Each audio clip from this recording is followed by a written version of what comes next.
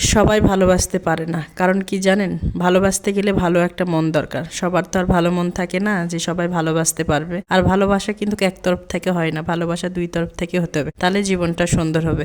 আসসালামু আলাইকুম, কেমন আছেন সবাই? আশা করি সবাই ভালো আছেন। আজকে ভালোবাসা নিয়ে কিছু কথা বলবো। গতকাল আমার বিবাহ বার্ষিকী গেছে, হয়তো স্বামীর থেকে সুন্দর একটা গিফট পাইছি, সেটাই আপনাদের সঙ্গে শেয়ার করবো। অনেকে হয়তো ভাবছেন আজকের ভিডিওটা সেটাই হবে। না রে ভাই, এতটা সুখের কপাল আমার না যে স্বামী আমাকে একটা গিফট এনে দিবে, স্বামী একটা কেক নিয়ে আসবে, আমরা কাটবো, সেলিব্রিটি করবে, এমন সুখের কপাল আমার না। আমি যে কোনো কাজ করতে গেলে হিসাব করে করি, আর বুড়া বয়সে আবার কিসের ঢং। তো যাই হোক, ভালোবাসা নিয়ে কিছু কথা শেয়ার করি। আসলে ভালোবাসা এক তরফ থেকে হয় না, ভালোবাসা দুই তরফ থেকে হতে হবে। ভালোবাসার জন্য ভালো একটা মন থাকতে হবে। আমি হয়তো আমার স্বামী আমার প্রথম ভালোবাসা, আমি আমার স্বামীকে অনেক ভালোবাসি। আমার স্বামী যে আমাকে আবার এরকম ভালোবাসবে তেমন না। আমার স্বামীর কিন্তু আগে একটা ভালোবাসা ছিল, আমি কিন্তু আমার স্বামীর দ্বিতীয় ভালোবাসা। আজকে আমি বলে দিলাম, জানি না আমার স্বামী রাগ করবে কিনা।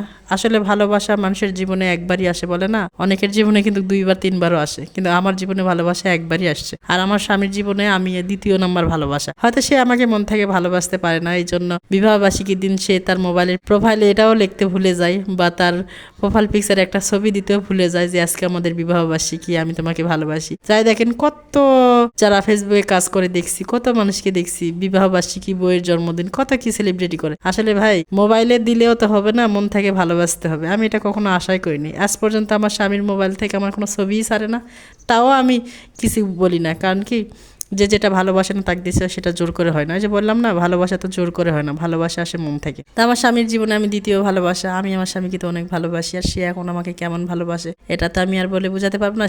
সে জানে যে সে আমাকে কতটা ভালোবাসে। বিবাহবার্ষিকীতে কোনো গিফট পাইনি, আর সে আমাকে ভুলেই গেছে এটা মনে করতে। এডিট করার সময় সে বুঝতে পারছে যে আজকে বিবাহবার্ষিকী, শুধু মিটি মিটি হাসছে, কিন্তু কিছু বলার সাহস পায়নি। কিছু বলতে গেলে তো আমি আরো বেশি রাগ করবো, এই জন্য আর কিছু বলে নাই। যাই হোক, তারপরেও কোনো দাবি দাবা নাই, আমি তো তাকে মন থেকে ভালোবাসি। সে আমার প্রথম ভালোবাসা, সে আমার শেষ ভালোবাসা। জোর করে তার ভালোবাসার কাছ থেকে আমি ছিনিয়ে নিতে পারি না। সে আমাকে কিছু দিতে চায় না, আমি তো তার কাছ থেকে জোর করে আর নিতে পারি না যে আমি এই জিনিসটা নিব। তো অনেক কথা শেয়ার করলাম, জানি না হয়তো অনেকে বলবে এটা আবার শেয়ার করার কি আছে। হ্যাঁ, এটাও অনেক শেয়ার করার আছে।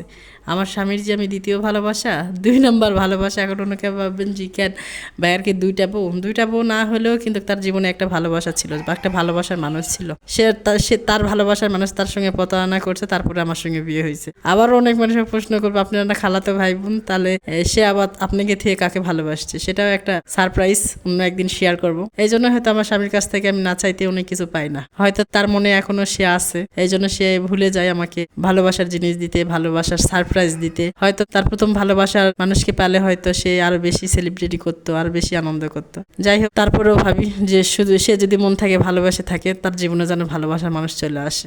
আমি ছেড়ে দিব, সমস্যা নেই। আমি জানে শুনেই তো তার কাছে আসছি। তার একটা ভালোবাসা আছে, তার একটা অতীত আছে, তার একটা পাস আছে, এটা জানে শুনেই তো আমি আসছি। এমন না তো আমি জানি না, আমি সবই জানি। তার কত বছরের প্রেম, অনেক কিছু জানি আমি। তারপরে আমি তার সঙ্গে সংসার করছি, আলহামদুলিল্লাহ। আমাকে ভালোবাসে না এটা বলবো না, আমাকে ভালো না বাসলে আমার দুইটা সন্তান কিভাবে হলো। সে আমাকে ভালোবাসে, কিন্তু ভালোবাসারও তো ধরন থাকে। সে আমাকে কতটা ভালোবাসে সেটা জানি না, কিন্তু আমি তাকে কতটা ভালোবাসি সে সেটা ভালো করেই জানে। সে জানে, তার ফ্যামিলি জানে, সবাই জানে তাকে আমি কতটা ভালোবাসি। আসলে ভালোবাসা তার মাপা যায় না, ভালোবাসা তার দেখা যায় না যে কে কাকে কতটা ভালোবাসে। কিন্তু আমি জানি আমার স্বামী হয়তো আমাকে মন থেকে অতটা ভালো নাই বাসে, হয়তো তার পাশ এখনো তার কাছে মনে পড়ে যায়। যাই হোক, তারপর আলহামদুলিল্লাহ সুখে আছি। সবাই দোয়া করবেন এইভাবে যেন কাটাতে পারি। তো সবাই ভালো থাকবেন, সুস্থ থাকবেন। আল্লাহ হাফেজ।